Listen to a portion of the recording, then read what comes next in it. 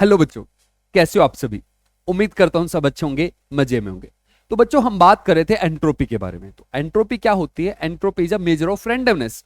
कोई ऑब्जेक्ट है, कोई वस्तु है, कोई सिस्टम है, उसके अंदर कितना डिसऑर्डर है उसको हम मेजर कर सकते हैं with the help of entropy. Entropy हमें बता देगी इसके अंदर डिसऑर्डर ज्यादा है, इसके अंदर डिसऑर्डर कम है। सही है। तो entropy is a measure of randomness. हमने सेकंड लॉ ऑफ थर्मोडायनेमिक्स पढ़ा था। सेकंड लॉ ऑफ थर्मोडायनेमिक्स क्या बोलता है कि भाई अगर कोई प्रोसेस है वो तब अपने आप होगा जब उसकी एंट्रोपी इंक्रीज करेगी। उसकी मतलब यूनिवर्स की एंट्रोपी। सिस्टम की एंट्रोपी कम ज्यादा हो सकती है लेकिन यूनिवर्स की एंट्रोपी हमेशा इंक्रीज करती है।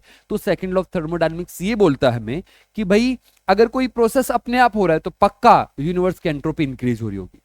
अगर कोई प्रोसेस अपने आप नहीं हो रहा है, हमें कराना पड़ रहा है, तो मतलब वो जो प्रोसेस है ना, अगर वो हो जाता तो यूनिवर्स की एंट्रोपी डिक्रीज हो जाती, इसलिए वो नहीं हो रहा है। समझ में आ रही है बात? तो स्पॉन्टेनियस प्रोसेस में हमेशा यूनिवर्स की एंट्रोपी इंक्रीज होती है, नॉन स्पॉन्टेनियस में एंट्रोपी एंट्रोपी एंट्रोपी नेगेटिव होते, डिक्रीज करते, इसलिए वो अपने आप नहीं होते। अगर आप कराओगे तो वो हो सकते हैं, लेकिन जब आप कराओगे तो आप यूनिवर्स की एंट्रोपी को बढ़ा दोगे। क्लियर है? अब आगे चलते हैं। एंट्रोपी का हमने एक फॉर्मूला देखा था, एंट्रोपी चेंज का, डेल्टा एस का Q reversible by T. Formula delta S का क्यू रिवर्सिबल बाय टी, चाहे प्रोसेस रिवर्सिबल तरीके से हो, इरिवर्सिबल ये मायने नहीं रखता है। अपन को डेल्टा एस निकालना है, उसके लिए Q reversible by T. Heat आपको क्या लेनी है? Reversible by T. ठीक है। अपना जो डेल्टा एस है या एंट्रोपी है वो स्टेट फंक्शन है और एक्सटेंसिव प्रॉपर्टी है। स्टेट फंक्शन मतलब इसकी वैल्यू इनिशियल और फाइनल पाथ पोजीशन पे डिपेंड करती है। पाथ नहीं, इनिशियल और फाइनल पोजीशन पे डिपेंड करती है। बीच में कैसे रास्ते से आए, कहां से कहां आए, कोई फर्क नहीं पड़ता उसको। दूसरी चीज जो एंट्रोपी है वो एक्सटेंसिव प्रॉपर्टी। एक्सटेंसिव प्रॉपर्टी मतलब अगर ज्यादा चीजें होंगी, ज्यादा मास होगा तो रैंडमनेस भी ज्यादा। चलिए आगे बढ़ते हैं। आज हम एंट्रोपी चेंज को निकालने की कोशिश करेंगे। भाई कोई चीज हो रही है, कोई प्रोसेस हो रहा है, उसके दौरान एंट्रोपी में चेंज कितना आएगा। तो सबसे पहले देखते हैं आइडियल गैस के लिए। तो सबसे पहले बात करते हैं, पहला अपना पॉइंट्स पकड़ते हैं for entropy change. Entropy change समझ रहे हो ना? Entropy change, entropy change, entropy change मतलब delta S. Entropy change for ideal gas. Ideal gas के लिए हम एंट्रोपी चेंज को मेजर करने की कोशिश करेंगे, डेल्टा एस आइडियल गैस के लिए। प्रोसेस कैसा है? रिवर्सिबल है, इरिवर्सिबल कोई फर्क नहीं पड़ता, हम जनरल फॉर्मूला निकालने की कोशिश करेंगे। तो डेल्टा एस का फॉर्मूला आपको पता है, डेल्टा एस का फॉर्मूला है क्यू रिवर्सिबल। ये ज्यादा बड़ा है तो मैं इसको छोटा छोटा लिखने की कोशिश करूंगा, तो साइड से लिखता हुआ चलता हूं। तो डेल्टा एस का फॉर्मूला होता है, डेल्टा एस का फॉर्मूला होता है क्यू रिवर्सिबल बाय टी। इतनी बात क्लियर है सभी को? ये तो पता है ना, डेल्टा एस का फॉर्मूला हो क्यू रिवर्सिबल बाय टी। अब आपको ये फर्स्ट लॉ ऑफ थर्मोडायनेमिक्स से आपको ये जरूर पता होगा, तो मैं दूसरे कलर से लिख देता हूं, ये एक्स्ट्रा इंफॉर्मेशन जिसकी हमें जरूरत पड़ेगी। तो अपन को ये पता है delta U is equal to Q plus W, पता है। तो हम ये लिख सकते हैं Q is equal to delta U minus W, लिख सकता हूं ऐसा। अब सुनो, Q is equal to delta U plus P delta V, ऐसा भी लिख सकता हूं। वर्क डन का फॉर्मूला क्या होता है? Minus P external into delta V, ऐसा लिख सकता हूं। सही है क्या? अब सुनो, ये सारी है ना बड़े बड़े चेंजेस के बारे में, ये सारी चीजें बड़े बड़े चेंजेस के बारे में। Delta S, delta U, delta we, मैं ना पहले स्मॉल चेंज के लिए निकालता हूं। तो स्मॉल चेंज के लिए मैं क्या लिखूंगा? तो देखना, स्मॉल चेंज है तो सारी चीजों को मुझे डीएस की टर्म्स में लिखना पड़ेगा। तो DS is equal to D Q upon T reversible. अच्छा, ये जो टेम्परेचर होता है, किसी ने मुझसे एक दिन क्लास में क्वेश्चन भी पूछा था कि भाई ये टेम्परेचर कांस्टेंट है। यस, ये टेम्परेचर बदलता नहीं है, इसलिए हमने डीटी नहीं लिखा यहाँ पे। टेम्परेचर क्या रहता है? कांस्टेंट। एंट्रोपी को कैसे डिफाइन किया जाता है? It is the ratio of heat transfer reversibly at constant temperature by temperature, मतलब रेशो है heat divided by temperature. Heat कैसे सप्लाई कर रहे हैं? Reversibly and isothermally. तो टेम्परेचर यहाँ पे कांस्टेंट रहता है, इसलिए हमने डीटी नहीं लिया। ठीक है, आगे चल रहा हूं। ds is equal to dq का फॉर्मूला क्या लिखूंगा मैं लिखूंगा du प्लस p, उसको भी डेल्टा की जगह dv अपॉन t। समझ रहा है भाई? आसान है।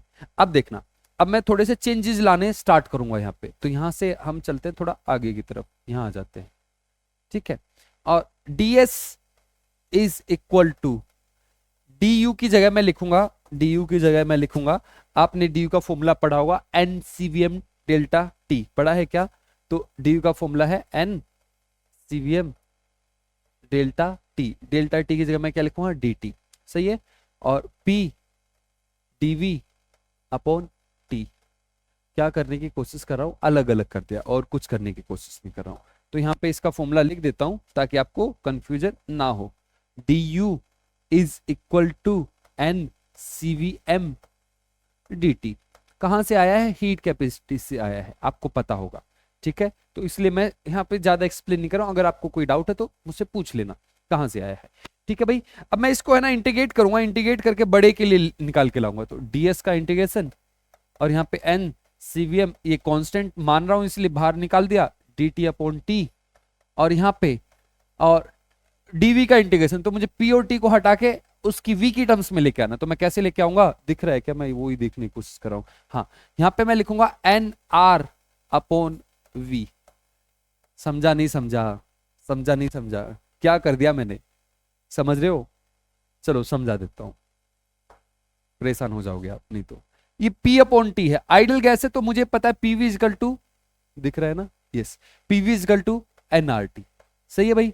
अच्छा, p अपॉन टी क्या लिख सकता हूं? p अपॉन टी को मैं लिख सकता हूं nr वहीं पे रहने दिया और v को यहां लिया, देखो t यहां आ गया और v को यहां ले गया, बस इतना किया। p अपॉन टी को क्या लिखता हूं? nr upon v।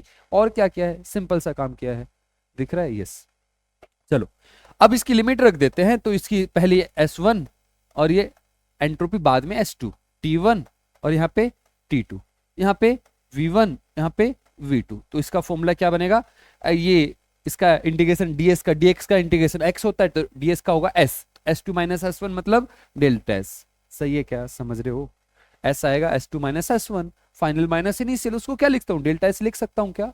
हाँ, हम लिख सकते हैं n CVM और dt upon T, dx upon x का इंटीग्रेशन क्या होता है? ln x, है ना? तो यहाँ पे बनेगा ln t, और फिर मैं लिमिट रखूंगा t2 माइनस t1, तो मैं इकट्ठा कर रहा हूं, t2 माइनस t1 करना पड़ेगा, तो लॉग में क्या हो जाता है उसको आप डिवाइड करके लिख सकते हो, t2 माइनस t1 को हम क्या लिखते हैं? ln t2 by t1। Same logic यहाँ पे nr आ गया अपना बाहर, dv अपॉन v का इंटीग्रेशन ln v, और उसकी लिमिट रखेंगे तो v2 बाई v1। समझ रहे हो क्या? समझ रहे हो? देखो यहाँ पे मैं एक चीज लिख देता हूँ आपके लिए, आपकी सुविधा के लिए, जगह है क्या? थोड़ा छोटा करते हैं इसको पहले, तो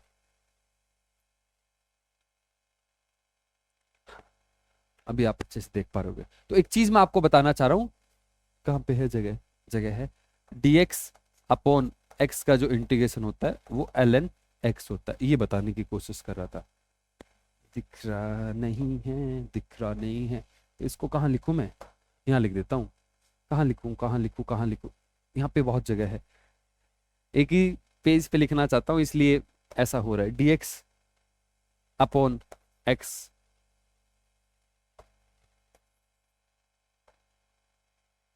dx अपॉन x का अगर हम कभी इंटीग्रेशन करेंगे ln x आएगा। मैंने यहाँ पे वही किया, dt अपॉन t का इंटीग्रेशन ln t, लिमिट रखेंगे t2 माइनस t1, यहाँ पे भी ln v आएगा, लिमिट रखा v2 माइनस v1। समझ रहे हो? ये अपना फॉर्मूला आ गया, ये मेन फॉर्मूला है। ये किसके लिए फॉर्मूला है? ये है फॉर्मूला अपनी आइडल गैस के लिए, आइडल गैस के लिए ये फॉर्मूला है अगर कभी भी हमें एंट्रोपी चेंज निकालना है तो। v2 बाय v1 भाई, v1 v1 v1, सही है। अगले पेज पे चलता हूं, एक बार फिर से इस फॉर्मूले को लिखूंगा, याद रखना, मेरे साथ बोलना। तो डेल्टा एस का फॉर्मूला क्या है? फिर से बोलिए, n CVM ln t2 by t1 plus n r ln v2 by v1। बार बार बोलोगे तो याद हो जाएगा अपने आप ये फॉर्मूला। क्लियर है? फॉर्मूला याद हुआ? चलिए आगे बढ़ते हैं। आइडल गैस के लिए हमने देखा, आइडल गैस का ये जनरल फॉर्मूला है। कभी भी आइडल गैस के लिए आपसे एंट्रोपी चेंज निकालने के लिए बोले तो इस फॉर्मूले को यूज करना, लेकिन ये जनरल फॉर्मूला है। अब आइडल गैस में भी है ना अलग अलग कंडीशन देगा, जैसे बोलेगा एक आइडल गैस है वो आइसोथर्मली कुछ किया आपने, है ना, बोलेगा आइसोबारिक, आइसोकोरिक और आइडियाबैटिकली। आइडल गैस के में भी अलग अलग कंडीशन थोपेगा, डालेगा, ठीक है। तो उसको हमें कैसे करना है समझते हैं। तो सबसे पहली कंडीशन लेते हैं कि भाई अगर फर्स्ट कंडीशन लेते हैं, अगर अपने पास आइसोथर्मल कंडीशन दे दी, आइडियल गैस में कौन सी कंडीशन दे दी, आइसोथर्मल कंडीशन, आइसोथर्मल प्रोसेस के लिए। तो ये फर्स्ट पॉइंट है अपना आइडियल गैस के अंदर ही, आइडियल गैस के अंदर है आइसोथर्मल प्रोसेस के लिए। तो आइसोथर्मल प्रोसेस के लिए आपको पता है dt क्या होता है, जीरो होता है, dt जीरो, या फिर बोल सकते हैं टेम्परेचर क्या रहता है, कांस्टेंट रहता है, टेम्परेचर में कोई चेंज नहीं आता है। अगर ऐसा है तो इस फॉर्मूले में वो कंडीशन पुट करो, तो अगर कंडीशन पुट करेंगे तो डेल्टा एस यहां पे बचेगा n CVm ln T2, T2 क्या T1 क्या, दोनों सेम ही तो होंगे, तो हम लिखेंगे T2 की जगह क्या लिखेंगे T, और स्टार्टिंग वाला भी कितना था T plus N R L N V2 by V1। समझ में आ रहा है, T से ये 1 आया, ln 1 की वैल्यू होती है 0, ये पूरी हो गई 0। तो डेल्टा एस का फॉर्मूला बनता है N R L N V2 by V1। ये फॉर्मूला कब, ये फॉर्मूला कब, ये फॉर्मूला आइसोथर्मल के लिए, ये फॉर्मूला कब, आइसोथर्मल के लिए। अच्छा, आइसोथर्मल के लिए कई बार वॉल्यूम की जब प्रेशर में भी बात कर सकता है, तब क्या करना है, तो एक छोटा सा आपको ट्रांसफॉर्मेशन करना है, छोटा सा, ज्यादा बड़ा नहीं है। क्या करना है, आपको ये पता है P1, पहले समझाना पड़ेगा P1 V1 कहां से आया, देखो समझो, समझाता हूं। PV इक्वल टू एनआरटी होता है भाई, होता है PV equal to NRT, PV equal to NRT, ये पता होगा। अच्छा, टेम्परेचर आइसोथर्मल और टेम्परेचर कांस्टेंट, आर तो अपना कांस्टेंट होता ही है, एन गैस के मोल जनरली चेंज नहीं होते अगर केमिकल रिएक्शन नहीं हो रही है, तो केमिकल रिएक्शन नहीं हो रही है तो एनआरटी ये पूरा क्या हुआ, कांस्टेंट, ये पूरा कांस्टेंट, तो P1 V1 जितना पहले था बाद में भी उतना ही रहेगा P2 V2, और किसके इक्वल रहेगा, nRT। अच्छा, इस बात को समझो, ये हमेशा सच नहीं होता, सिर्फ आइसोथर्मल के लिए सच होता है। किसके लिए सच होता है, सिर्फ और सिर्फ आइसोथर्मल, ये नहीं इसको कहीं पे ही पेल दिया, सिर्फ आइसोथर्मल के लिए लगाना है। अब सुनो, V2 बाई V1 की वैल्यू निकालनी है, तो प्रेशर की टर्म्स में निकाल सकते हो, इन दोनों की हेल्प लो, इसको भूल जाओ, इन दोनों की मदद लो, इन दोनों की, तो इन दोनों की हेल्प लोगे तो आप क्या लिख सकते हो, आप लिख सकते हो P1 बाई P2 इज, ये यहां आया, और V1 को कहां भेज दोगे, उसके नीचे, तो ये आएगा V2 बाई V1, सही है। तो V2 बाई V1 की जगह क्या लिख सकते हो, P1 बाई P2। ये ऐसा कैसा क्वेश्चन एक बार AIPMT में पूछ लिया था कि भाई डेल्टा एस क्या होगा प्रेशर की टर्म्स में, तो ये होगा delta S is equal to N R L N P1 by P2 है, P2 बाई P1, कंफ्यूजन नहीं होती है, उनको पता है, तो इसलिए क्वेश्चन पूछ लिया था। तो डेल्टा एस का फॉर्मूला होता है N R L N P1 by P2। P1 क्या है, इनिशियल वाला, P2 क्या है, फाइनल वाला प्रेशर, V2 क्या है, फाइनल वॉल्यूम, V1 क्या है, इनिशियल वॉल्यूम। ये जो फॉर्मूला है ये किसके लिए है, सिर्फ आइसोथर्मल। जब तक आपको ये ना बोल दे कि गैस आइडियल गैस है, आइसोथर्मली कुछ करा रहे हैं, तब ये फॉर्मूला लगाना है। उसके बिना अगर कुछ नहीं दिया तो डायरेक्ट ये फॉर्मूला चिपकाना, ये फॉर्मूला जनरल प्रोसेस के लिए है। क्लियर है, आइसोथर्मल प्रोसेस हुआ। दूसरे प्रोसेस को उठाते हैं, दूसरा उठाते हैं, अब मान लेते हैं आइसो, दूसरा कौन सा ले, आइसो कोरिक ले लेते हैं यार। सेकंड प्रोसेस आइडियल गैस में ही आइसो कोरिक प्रोसेस, आइसो कोरिक दिख रहा है, यस, आइसोकोरिक प्रोसेस। तो आइसोकोरिक प्रोसेस क्या होता है, आइसोकोरिक प्रोसेस का मतलब कोर आया है वर्ड वॉल्यूम से, है ना, तो वॉल्यूम कांस्टेंट है आपकी, वॉल्यूम में कोई चेंज नहीं आ रहा है। तो पहले तो अपना जनरल फॉर्मूला लगाएंगे डेल्टा एस का, एंट्रोपी चेंज का आइडियल गैस के लिए। तो जनरल फॉर्मूला क्या है अपना, एन, बोलो मेरे साथ, N CVm ln T2 by T1 plus N R ln V2 by V1। अब देखो इसमें कौन सी चीज कांस्टेंट है, वॉल्यूम कांस्टेंट है, V1 और V2 दोनों क्या रहेंगे, सेम, कट जाएंगे, 1 आएगा, तो इस पूरे की वैल्यू कितने आने वाली है, 0। तो ये तो बहुत ही आसान हुआ। तो डेल्टा एस का फॉर्मूला बना n CVm ln T2 by T1। देखो इतने सारे फॉर्मूले नहीं रटने हैं, बस आपको कंडीशन समझनी है। फॉर्मूला एक ही है अपना, यही फॉर्मूला है, इसी को ध्यान में रखना है। बाद में आपको पता होना चाहिए कि आइसोथर्मल में क्या होता है, आइसोबारिक में क्या होता है, फॉर्मूला तो अपन निकाल ही लेंगे यार, फॉर्मूला इतने सारे फॉर्मूले तो नहीं याद करना, एक ही फॉर्मूला याद करना, ठीक है। ये 0 हो जाएगा, ये यहां से निकल जाएगा, ठीक है। आइसोकोरिक हो गया। अब चलते हैं किस पे, आइसोबारिक पे। तो ये थर्ड आइसोबारिक पे, isobaric process, isobaric process. Isobaric process कौन सा होता है, आइसोबारिक प्रोसेस वो होता है जिसमें प्रेशर क्या रहेगा, प्रेशर कांस्टेंट रहेगा, प्रेशर में कोई चेंज नहीं आएगा, P1 P2 दोनों इक्वल। तो सबसे पहले जनरल फॉर्मूला लगाते हैं, delta S is equal to, साथ में बोलो, n CVM l N T two by T one plus N R L N V two by V one. सही है क्या? सही है ना? ये हमारा फॉर्मूला हो गया डेल्टा एस का। अब आगे बढ़ते हैं थोड़ा सा, ये जनरल फॉर्मूला है। कंडीशन क्या है? Isobaric process. आइसोबारिक प्रोसेस मतलब प्रेशर अपना कांस्टेंट है। आगे कैसे जाएं? प्रेशर कांस्टेंट है तो इसमें कुछ चेंज करेंगे अपन प्रेशर के हिसाब से। तो क्या चेंज करें? तो थोड़ा सा मैं साइड में बताता हूं आपको। आइडियल गैस है पीवी इक्वल टू एनआरटी, लिख सकते हैं, लिख सकते हैं, बिल्कुल लिख सकते हैं। अच्छा, V2 को हम क्या लिख सकते हैं? V2 को लिख सकते हैं एन आर T2। टेम्परेचर तो बदलेगा, हमने ये थोड़ा ना बोला है कि भाई आइसोथर्मल है ना।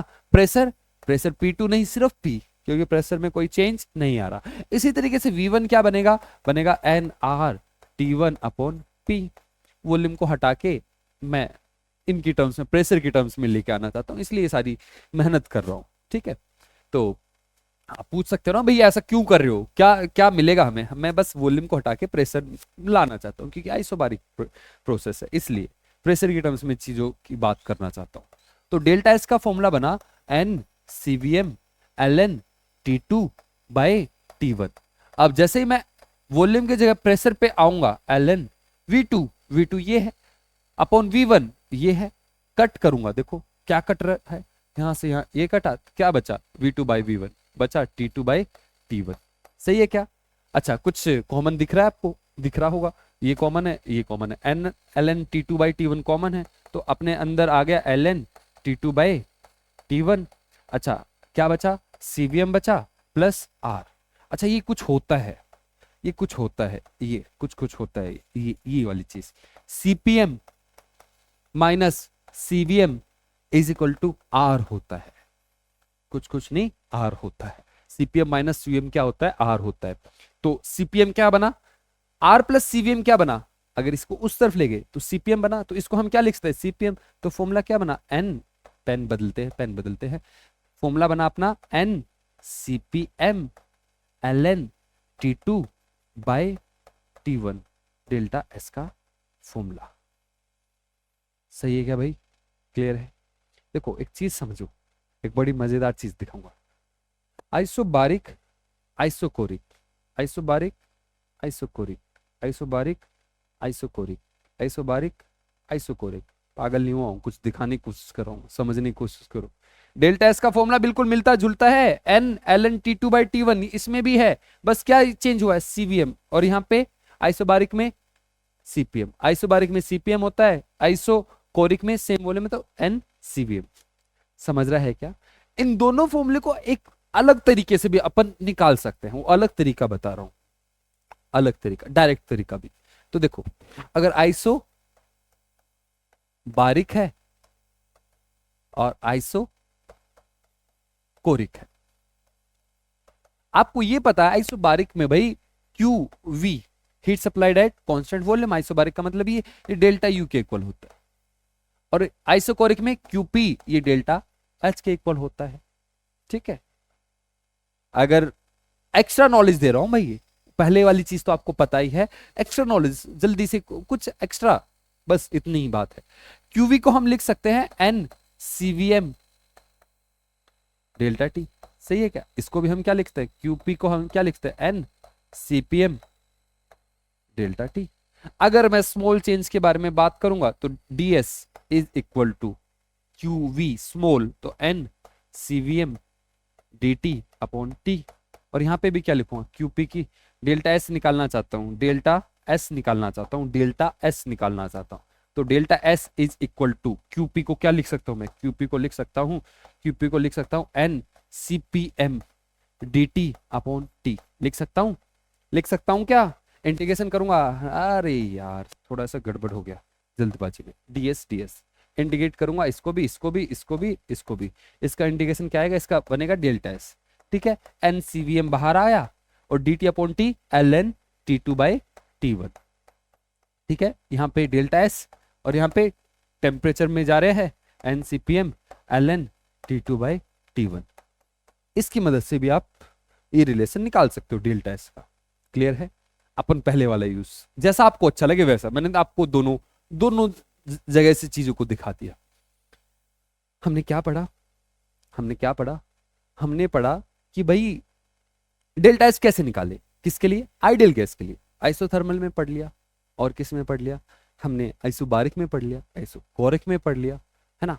अब एक ही बचा, वो कौन सा बचा, एडियाबैटिक प्रोसेस। तो एडियाबैटिक प्रोसेस में कैसा क्या सीन है उसके बारे में बात करेंगे। उससे पहले ना एक छोटा सा एक कॉन्सेप्ट है, वो आपको जल्दी से कोई बताएगा नहीं, किसी बुक में नहीं होता है, तो थोड़ा सा टेढ़ा है वो कॉन्सेप्ट।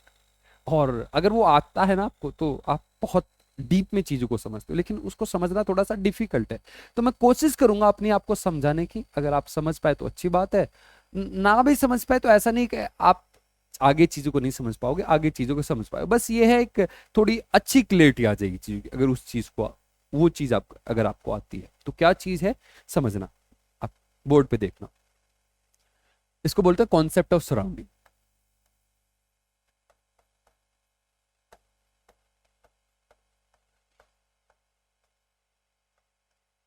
क्या है ये कॉन्सेप्ट ऑफ सराउंडिंग, किसी बुक में नहीं है ये टॉपिक, ठीक है, टॉपिक नहीं है, बस एक एक अच्छी क्लियरिटी देने की कोशिश कर रहा हूं मैं। अगर आप समझ पाए तो समझते तो बहुत अच्छी बात है, नहीं समझ पाए तो इसको छोड़ भी सकते हो, ऐसी कोई दिक्कत नहीं है, ठीक है। समझना, देखो मेरे पास है ना एक सिस्टम है, यहाँ पे सिस्टम है और ये सराउंडिंग है। और अगर मेरे पास कोई पाथ फंक्शन है, पाथ फंक्शन बोले तो जैसे हीट है, तो हीट के साथ क्या सीन है, अगर मैं इसको जितनी हीट दूंगा, सिस्टम से जितनी हीट निकली सारी की सारी किसके पास जाएगी, सराउंडिंग के पास। सराउंडिंग से जितनी निकली सारी की सारी किसके पास जाएगी, सिस्टम के पास। तो मैं हमेशा हमेशा एक चीज लिख सकता हूं, Q system is equal to minus of Q surrounding. हमेशा हमेशा हमेशा हमेशा, always true, always always. Process reversible है इरिवर्सिबल कोई फर्क नहीं पड़ता, always true, always in all process, ऐसे लिख देता हूं, इन ऑल प्रोसेसेस। समझ लो, समझने की कोशिश करो मैं क्या बोलने की कोशिश कर रहा हूं। मेरे पास भाई एक एक बीकर था, और इसमें से है ना 10 जूल हीट निकल गई, तो सिस्टम की हीट कितनी हुई, सिस्टम की हीट को मैं लिखूंगा माइनस 10 जूल। अब ये 10 जूल कहां गई, ये 10 जूल गई सराउंडिंग के पास, तो मैं क्या लिखूंगा, सराउंडिंग के पास आई है तो इसलिए मैं लिखूंगा प्लस 10 जूल। ये बात हमेशा सच है, प्रोसेस कुछ भी रहने दो, सिस्टम से जितनी हीट निकलेगी सारी की सारी किसके पास जाएगी, सराउंडिंग के पास। स्टेट फंक्शन के लिए थोड़ी चीजें अलग होती है, ये पाथ फंक्शन है। स्टेट फंक्शन के साथ क्या सीन है तो उसको समझने की कोशिश करते हैं। ये पाथ फंक्शन के बारे में बता रहा हूं, ये पाथ फंक्शन जैसे हीट और वर्क में, ऐसी ये चीज हमेशा ट्रू है। अगर मैं बात करता हूं, अगर मैं बात करता हूं स्टेट फंक्शंस की, तो जैसे यहां सिस्टम है मेरा, ये सराउंडिंग है, तो सिस्टम सराउंडिंग में क्या सीन रहता है। अगर मैं बात कर रहा हूं कैसे फंक्शन की, स्टेट फंक्शन की, एक एग्जांपल की मदद से समझाता हूं। जैसे यहां से हीट निकली किसके पास गई, सराउंड, बराबर रहेगा, जितना चेंज इसके अंदर आया उतना ही चेंज उसके अंदर, सिस्टम के अंदर जितना चेंज हुआ हीट का उतना ही चेंज सराउंडिंग के अंदर आया, बस इक्वल चेंज है, बस वो प्लस माइनस का डिफरेंस है। इसमें अगर हम बात करें, अगर मैं बोलता हूं सिस्टम का टेम्परेचर 1 डिग्री सेल्सियस डिक्रीज कर रहा है, सिस्टम का टेम्परेचर 1 डिग्री सेल्सियस डिक्रीज कर रहा है, तो जरूरी नहीं है कि इसका टेम्परेचर 1 डिग्री सेल्सियस इंक्रीज करेगा, जरूरी नहीं है ये चीज। क्या बोलने की कोशिश कर रहा हूं कि भाई स्टेट फंक्शन है उसमें ये बात सच नहीं होती है। एक एग्जांपल समझाना पड़ेगा यार, समझने की कोशिश करो, समझने की कोशिश करो। मेरे पास एक बीकर है, पानी है इसके अंदर, समझ रहे हो, पानी है, पानी का टेम्परेचर है अभी 100 डिग्री सेल्सियस, ठीक है। कुछ देर बाद मैंने देखा पानी का टेम्परेचर हुआ 50 डिग्री सेल्सियस, कितना हुआ 50, इसके अंदर से हीट निकल गई, इसका टेम्परेचर कम हुआ, तो सिस्टम, ये जो बाहर का जो टेम्परेचर है क्या वो अब 50 डिग्री बढ़ जाएगा क्या, मान लो पहले मान लेते हैं कुछ 25 डिग्री सेल्सियस था, क्या अब ये हो जाएगा 75 डिग्री सेल्सियस हो जाएगा क्या? ऐसा हो सकता है क्या? नहीं, हम नहीं बोल सकते। हमेशा नहीं हो सकता, कभी कभी किसी किसी सिचुएशन में हो सकता है। वो कौन सी सिचुएशन है उसके बारे में बताऊंगा। तो मैं आपको ये बताना की कोशिश कर रहा हूं भाई कि अगर अपने पास कोई स्टेट फंक्शन होता है, अगर कोई स्टेट फंक्शन होता है, कोई स्टेट फंक्शन होता है, स्टेट फंक्शन होता है for example delta S, system का और सराउंडिंग का हमेशा सच दोनों इक्वल हो, ऐसा ऐसा ऐसा ऐसा हमेशा पॉसिबल नहीं हो सकता। आप बोले कहां पॉसिबल हो सकता है वो बताओ। हमेशा पॉसिबल नहीं होगा। ये बात जितनी जितना चेंज सिस्टम में आएगा उतना ही चेंज सराउंडिंग में आएगा, ये बात सच है पाथ फंक्शन के लिए, लेकिन स्टेट फंक्शन के लिए बात कभी भी सच, कभी भी नहीं। एक जगह ही सच होती है, हर जगह सच नहीं होती। यहाँ पे हर जगह सच होती है। ठीक है, कब सच होती है तो पहले उसको देख लेते, कब सच होते हैं। ये बात सच हो सकती है कब? कब? कब ये दोनों इक्वल हो सकते हैं? बस only only in reversible process, in reversible process, only in reversible process. मतलब ऐसा क्यों? क्योंकि ये प्रोसेस स्लो होते हैं। दूसरा, हर एक पॉइंट पे इक्विलिब्रियम होता है, हर एक पॉइंट पे इक्विलिब्रियम होता है। जितना चेंज सराउंडिंग में आएगा उतना ही चेंज सिस्टम में भी आता है। सिस्टम में जितना चेंज है उतना ही चेंज सराउंडिंग में भी आता है। आपको पता है ना कि जब हम वो रिवर्सिबल तरीके से कंप्रेशन करा रहे थे तो जितना चेंज बाहर से हम करेंगे उतना ही चेंज इसके अंदर आ रहा है, इक्वल चेंज आ रहा होता है, क्योंकि हर एक पॉइंट पे इक्विलिब्रियम होता है। हर एक पॉइंट पे, समझ में आ रही है बात? तो हर एक पॉइंट पे इक्विलिब्रियम रहता है, इसलिए जितना चेंज ऊपर आएगा सिस्टम में सराउंडिंग में उतना ही चेंज सिस्टम में भी आएगा। बस वो किस कब होता है? रिवर्सिबल केस में। रिवर्सिबल केस में ऐसा हो सकता है, लेकिन इरिवर्सिबल के केस में कभी भी ऐसा नहीं होगा। सिस्टम और सराउंडिंग में जो चेंज होते हैं दोनों अलग अलग होते हैं, दोनों में चेंज अलग अलग होते हैं। कब? ये बात मैं कर रहा हूं इरिवर्सिबल प्रोसेस की, इरिवर्सिबल प्रोसेस की। अच्छा एक चीज बता दो, अब छोटा सा क्वेश्चन है। डेल्टा एस यूनिवर्स का, सिस्टम का नहीं पूछ रहा हूं, मैं सराउंडिंग का पूछ रहा हूं, यूनिवर्स का रिवर्सिबल प्रोसेस में क्या होगा ये पूछना चाहता हूं। डेल्टा एस यूनिवर्स का क्या होगा रिवर्सिबल प्रोसेस में? तो आपको ये पता है डेल्टा एस यूनिवर्स मतलब delta S of system plus delta S of surrounding, दोनों इक्वल होंगे, नेगेटिव साइन होंगे, तो डेल्टा एस जीरो आता है यूनिवर्स का। किसके लिए? तो डेल्टा एस यूनिवर्स का is equal to zero for reversible process. Reversible process में ऐसा होता है क्योंकि ये बात सच हो जाती है, वहां पे हमेशा सच नहीं होती है। चलो पानी पी लेता हूं फिर आगे पढ़ाऊंगा। चलिए समझे आप। अब चलते हैं एडियाबैटिक प्रोसेस पे। तो कौन कौन सा हो गया? आइसोथर्मल हुआ अपना, आइसोबारिक हुआ, आइसोकोरिक हुआ। अब चलते हैं हम एडियाबैटिक प्रोसेस। तो एडियाबैटिक प्रोसेस बहुत खास है, इससे बहुत क्वेश्चन पूछते हैं ये लोग। तो एडियाबैटिक प्रोसेस पे चलते हैं। एडियाबैटिक प्रोसेस क्या होता है? जिसमें क्यू जीरो होता है। तो एडियाबैटिक प्रोसेस को हम दो हिस्सों में डिवाइड करते हैं, एक रिवर्सिबल एक इरिवर्सिबल। ये जरूरी है इसलिए, और कहीं पे इतना इंपॉर्टेंट नहीं था। इरिवर्सिबल में ऐसा ज्यादा बड़ा चेंज नहीं आता, यहाँ पे बहुत बड़ा चेंज आता है और क्वेश्चन पूछे जाते हैं उस चेंज से। तो समझने की कोशिश करना, क्या समझाने की कोशिश कर रहा हूं। रिवर्सिबल प्रोसेस है तो क्यू रिवर्सिबल कितना? जीरो है। हीट का लेना देना अलाउड है ही नहीं, तो क्यू रिवर्सिबल प्रोसेस है और उसमें हीट कितनी है? जीरो है। डेल्टा एस कितना आएगा? डेल्टा एस आएगा जीरो। सिस्टम हो, सराउंडिंग हो, यूनिवर्स हो, तीनों का आएगा जीरो। तो ऐसे प्रोसेस को हम बोलते हैं आइसो एंट्रोपिक। एंट्रोपिक मतलब एंट्रोपी में कोई चेंज नहीं आ रहा है, तो इसलिए हम इसको बोलेंगे आइसो एंट्रोपिक। एक बार क्वेश्चन पूछा गया था, क्या क्वेश्चन पूछा गया था? अभी थोड़ी देर पहले ये बता दो, नहीं तो आप गड़बड़ करोगे। क्या क्वेश्चन पूछा गया था कि सभी एडियाबैटिक प्रोसेस आइसो एंट्रोपिक होते हैं। सभी एडियाबैटिक आइसो एंट्रोपिक होते हैं। इस क्वेश्चन को दिमाग में रखना और आगे पूरा करने देना मुझे। तो रिवर्सिबल प्रोसेस में Q reversible zero, delta S zero, इसके लिए हमने बोलते आइसो एंट्रोपिक प्रोसेस। रिवर्सिबल को थोड़ा देख लो, फिर इस क्वेश्चन का आंसर आप अपने आप देना। तो इरिवर्सिबल प्रोसेस में क्या होगा?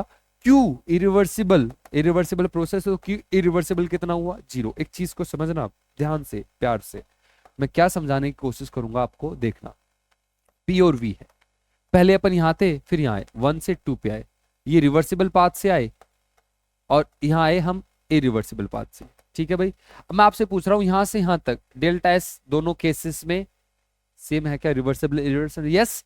क्या क्यू भी सेम होगा क्या? क्या मैं ये पूछ रहा हूँ क्यू रिवर्सिबल और क्यू इरिवर्सिबल दोनों सेम होंगे क्या? क्या दोनों सेम होंगे क्या? नहीं होंगे। क्यों? क्योंकि क्यू अपना पाथ फंक्शन है, उसकी वैल्यू चेंज होती है, ये अलग पाथ है ये अलग, तो इनकी वैल्यू सेम नहीं होगी। समझ में आ रही है बात? तो क्यू इरिवर्सिबल की वैल्यू 0 है, मुझे निकालना है डेल्टा एस, और डेल्टा एस का फॉर्मूला होता है क्यू इरिवर्सिबल नहीं रिवर्सिबल। अच्छा, एक चीज मैं जानता हूं, ये दोनों कभी इक्वल नहीं हो सकते क्योंकि दोनों अलग अलग पाथ फॉलो कर रहे हैं। सही बात है, तो अलग अलग पाथ है, तो क्यू इरिवर्सिबल 0 है तो क्यू रिवर्सिबल 0 नहीं हो सकता, रिवर्सिबल 0 नहीं हो सकता तो डेल्टा एस भी 0 नहीं है। ये तो बताना चाह रहा हूं। क्या एडियाबैटिक प्रोसेस सारे आइसोएंट्रोपिक होते हैं? नहीं होते हैं। कौन से होते हैं? सिर्फ रिवर्सिबल वाले। इरिवर्सिबल में एंट्रोपी 0 नहीं होती है, एंट्रोपी सेम नहीं रहती है, एंट्रोपी बदलती है। किसमें? इरिवर्सिबल। रिवर्सिबल में आप बोल सकते हो आइसोएंट्रोपिक होते हैं। तो अगर बोले क्या सारे एडियाबैटिक प्रोसेस आइसोएंट्रोपिक होते हैं, आप बोले नहीं होते। क्या वो बोले, अगर वो बोले कि क्या रिवर्सिबल एडियाबैटिक प्रोसेस आइसोएंट्रोपिक होते हैं, आप बोल सकते हो यस, रिवर्सिबल एडियाबैटिक प्रोसेस आइसोएंट्रोपिक होते हैं। इरिवर्सिबल एडियाबैटिक प्रोसेस आइसोएंट्रोपिक होते हैं? नहीं होते हैं, उसमें डेल्टा एस की वैल्यू 0 नहीं आती है। तो निकाले कैसे भाई? निकाले कैसे? निकालने का वही अपना जनरल तरीका। जनरल तरीका कैसा? तो आपको फॉर्मूला याद होगा या भूल गए? Delta S is equal to, बोलो मेरे साथ, n CVM l N T two by T one. दिख रहा है क्या इतना नीचे? T two by T one. वैसे भी आपको याद हो गया, आप देखने की क्या जरूरत है। N R L N V two by V one. इस फॉर्मूले की मदद से, जनरल फॉर्मूला, इसका यूज करके हम डेल्टा एस निकालेंगे इरिवर्सिबल एडियाबैटिक प्रोसेस में। इतनी बात क्लियर सभी को? आगे बढ़ते हैं। पहला पार्ट अपना क्लियर। आइडियल गैस के लिए हमने अलग अलग प्रोसेस में isothermal, isobaric, isochoric, adiabatic process में एंथैल्पी चेंज कैसे निकाले वो हम देख चुके हैं।